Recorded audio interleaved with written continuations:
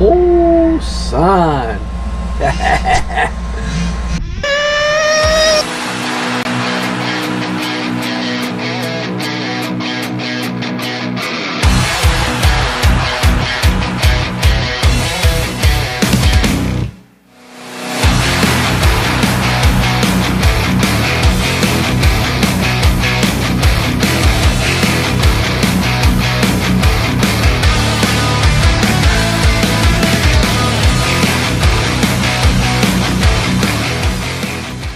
Hey, what's going on, YouTube? All right, man. So Saturday afternoon, chilling. Well, it's not afternoon, it's morning. It's 9 o'clock in the morning. My brain is all messed up, man. I tell y'all, we got this Saharan dust coming up here in South Texas, all throughout Texas. Actually, my head is killing me. Did the yards yesterday, both of them. We're trying to get ready for Granddad. Gonna try to come home on Tuesday. Got to finish tearing out the carpet and stuff like that over there for him. But had a couple of updates. Got a new tune pipe coming I want to go over with y'all. We'll go over it a little more when we get it. Got a badass billet gear cover for the Baja and a couple other things going on. But first and foremost, a lot of tuning questions. I want to tell y'all, there's a video. Speed needle. There's a video here, and it's on YouTube. It's from this guy here, Still for Life. You know, we've all put tuning videos out there and things like that, but this guy right here, Still for Life, been on YouTube here for a long time. This is from March 29th, 2014. But look up Still for Life on YouTube. He'll show you how to get a good idle on your vehicle. He's got another video with a single stage idle video. He's really good, and man. Too big of an idle gap. These idle gaps actually can be very small, and the engine will still idle really good. So putting a race tune on the low speed is a little bit harder to do than your high speed needle. Naturally, set your high speed needle to where you want it first, making sure that that's cleaning out really good and sounding good. Then you can go down to your low end and make your adjustment from there. So you'll make a pass, and So I do all my tuning. tuning. Start at the high and drop and then down. go to the low. So the first thing you're going to want to do probably is back out your idle stop screw a little bit. Make a pass, see what it does. And if it's still doing it, back it out a little more. Once the engine starts, after you make a pass and your engine drops down and starts to load up in 4-stroke and start loping, it sounds like it's going to stall or does stall. Then you start leaning out your low end about a 1/16 of a turn or so in, and remake another pass until you get it to lay down. Once this starts leaning out, then you go back to your low speed, or I'm sorry, your idle stop screw, and back that out, and it should come down right after a high speed pass and lay right down to a good stable idle. Once I got it to where I wanted, I'd made a few passes, and I think I let the engine sit there, or the car sit there and idle for, oh God, probably 20 seconds, and stabbed it, just punched it, and it took off like a bat out of hell. That's how you know you got a good setting on your low speed needle.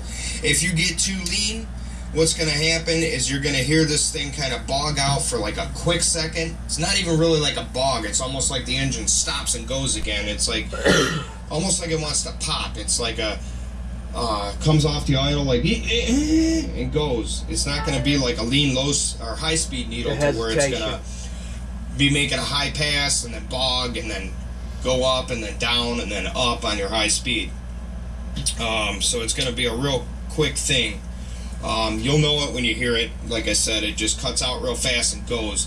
So that means you probably need to richen your low end needle. So anyway, you guys get it. Probably check out Still for Life on there. That's one guy that I really learned from. I studied this one. I studied his other video. See if I can find the other video for you. That way you know.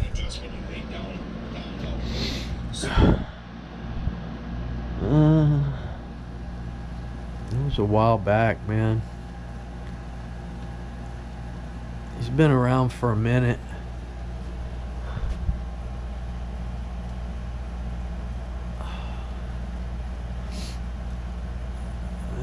I'll find it for y'all.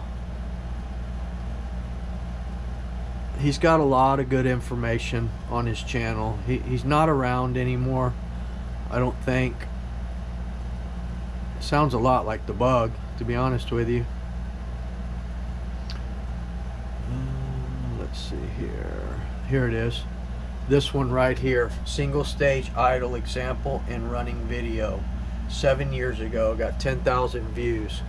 Check out this. Still TLR for life here. This video is actually going to be will really show you how to dial in your engine on how this thing. This engine still should, for life. Your engine should idle. TLR still for life. Check it out.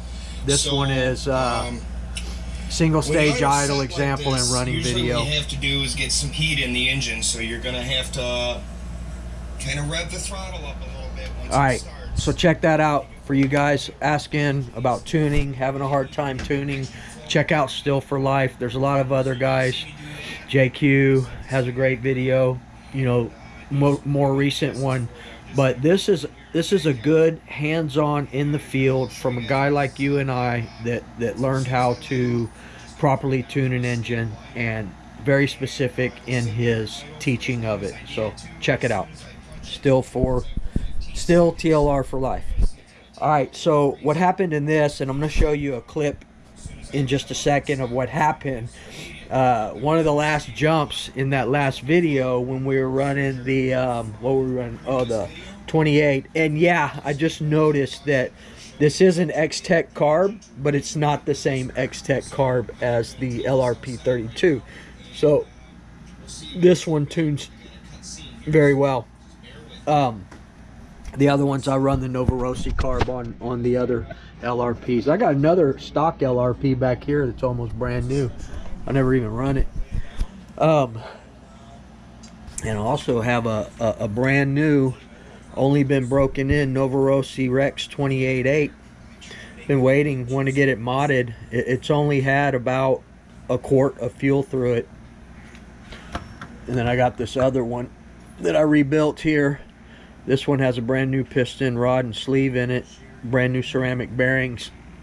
This one also has brand new ceramic bearings. I swapped those out. But this one, with only about a quart or so in it, only went through the break-in process.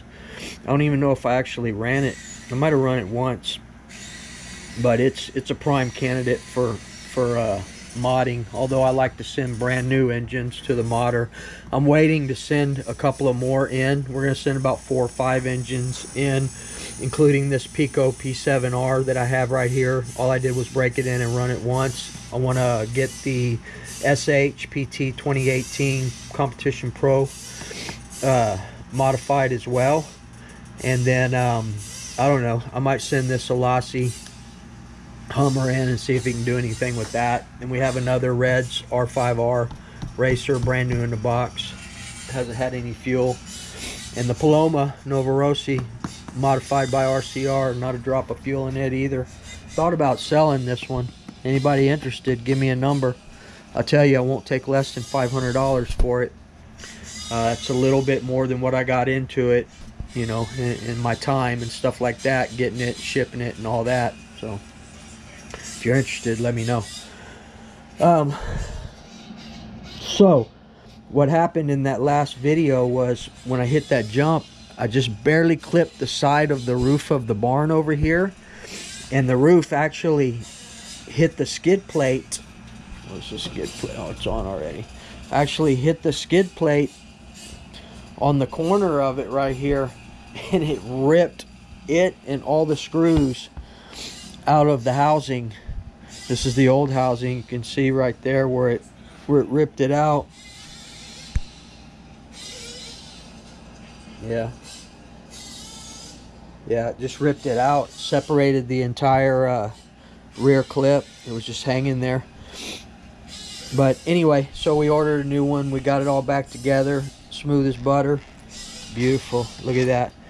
And I will tell you one thing, and I'm going to put a clip in here. You can actually see the Sumo Racing skid plate separate and go flying up in the air in the video. It's hard to see because I zoomed in on it, so it kind of blurred it out a little bit, but I'll put the clip right after this. In fact, here, check it out right now. Ooh. All right, guys, so that was pretty pretty messed up how that just happened, but anyway, y'all saw that.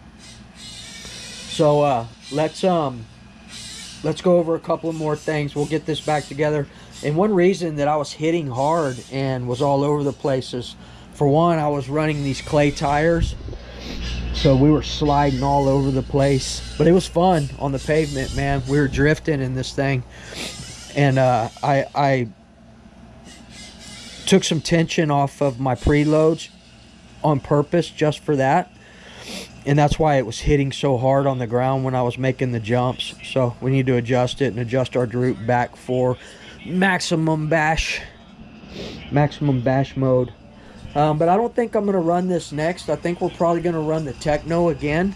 The Techno handles really well. This is one of my favorite platforms. Both of these, the Truggy and the Buggy, they're just so freaking durable, man. And the steel is what's good, man. I mean, you look at this, these axles, man, they're not bent at all. And I've put these things through hell, man.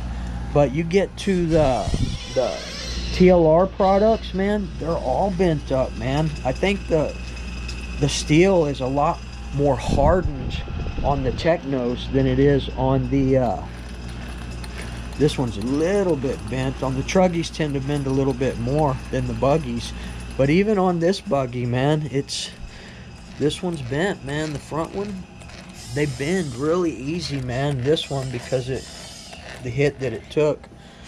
But I just don't think the metals are as good with the TLR as they are with the Technos. On this one, it's upgraded. I've got the Lunsford titanium turnbuckles and all that, but these are all just stock. Now my front center drive shaft is the aluminum drive shaft, the bigger one. I wanted to get the rear center one, but they just didn't have any more at Techno. They have them for the ET 48.3, which I don't think is the same. I could be wrong, but I'd like to get an aluminum rear one as well. This one is not bent, it's just moving around in this things, man. They have a lot of play in them there. Once in a while, if I hit it hard enough, it'll pop out. But God, man, these Technos are so durable, people. They're monsters, man. So anyway, that's what's going on there. This is just a quick video. There's not going to be any running today. I'm actually working from home this morning, and then I got to go out on a couple of sales calls later on this afternoon.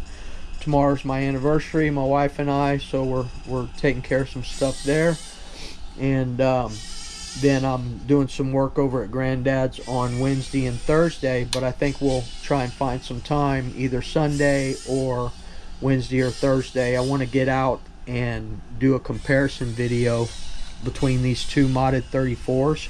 We're going to take both of these fifth scale platforms out. We're going to run them one at a time, and we're going to see what's what.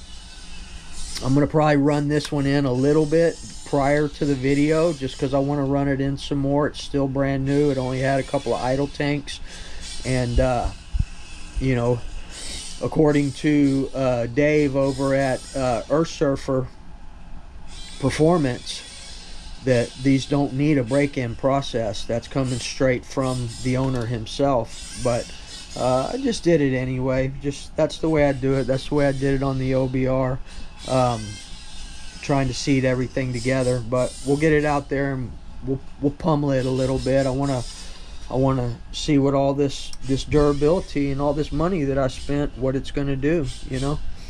So a couple of new things coming. We do have a Bartolome torpedo pipe coming. Did get this primal gear cover. It's a beautiful gear cover, 59 bucks.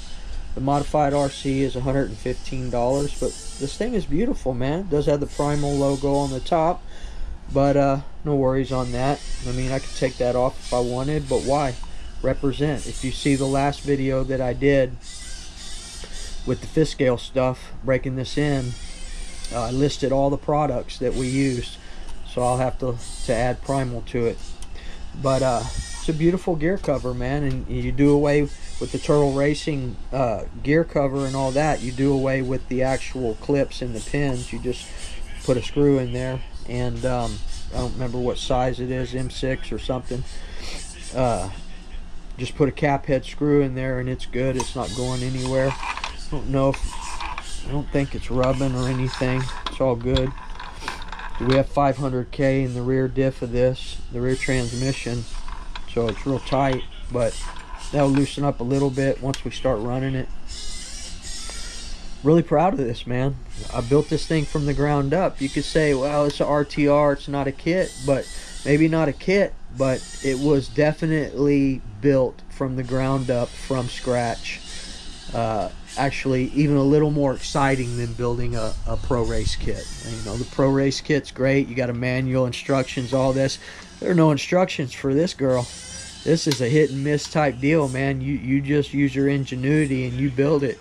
And I'm starting to understand that there's a lot of modifications in fifth scale stuff, especially when you're dealing with billet. Just like Jersey Jason said, the Dremel is going to be your best friend, man. So anyway, eventually we will pull this back out, put the black bone clutch bell in there and just shim it. I figured that's what I needed to do, was shim it, but I just wasn't sure and I didn't want to get it together and I was having problems.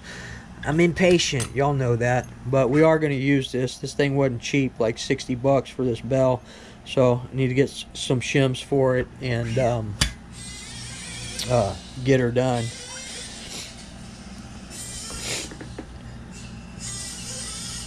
Not sure what size. I'll have to mic that up, see what size shims that I'm going to need for it. Alright guys, I think that's going to be about it. Check out Still for Life. We'll do a running video here pretty soon.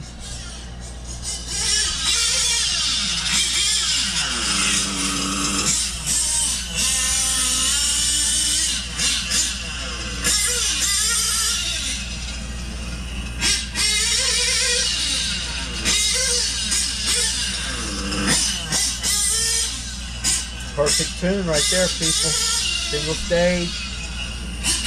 Still TLR for life.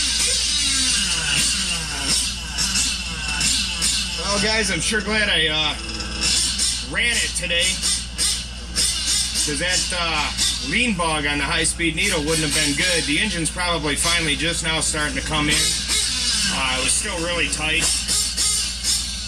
So, I mean, that's kind of normal. There's a drastic temperature change today, too, so. Alright, guys. That's going to be about it for this video. We will, we'll see y'all in the next one. Oh, wait, one more thing, guys. There is a pipe that's coming, brand new. Ordered it this morning. It'll be here probably Tuesday. And these are a little harder to get, these Hypex 2135s. But the pipe that I have coming is a different brand, but the exact same pipe. And they have them all day long over at where I got it. And I'll divulge that information in the next video when I unbox the pipe and show you. But if you like this Hypex, if you like what you've seen on there from Rajay and me and a couple other people running these, they're badass, great sound, great low end torque power. This one I got coupled up with the 41001 Novarosi header, but even the L40, I think it's the L40, and it comes with the L50, and this other one that's coming comes with an L50. But for a basher, the L45 I think is going to be a little bit better. The L50 is more of a racer header, but it'll come with an L50. So it's going to be the exact same pipe and header setup with the L50, just a different brand. And I'll let you guys know where you can get it. They got them over there all day long. So, alright, I appreciate y'all. We'll see y'all in the next video. Remember, treat people the way you want to be treated, and go out and bash something, man. Get her done. All right, people.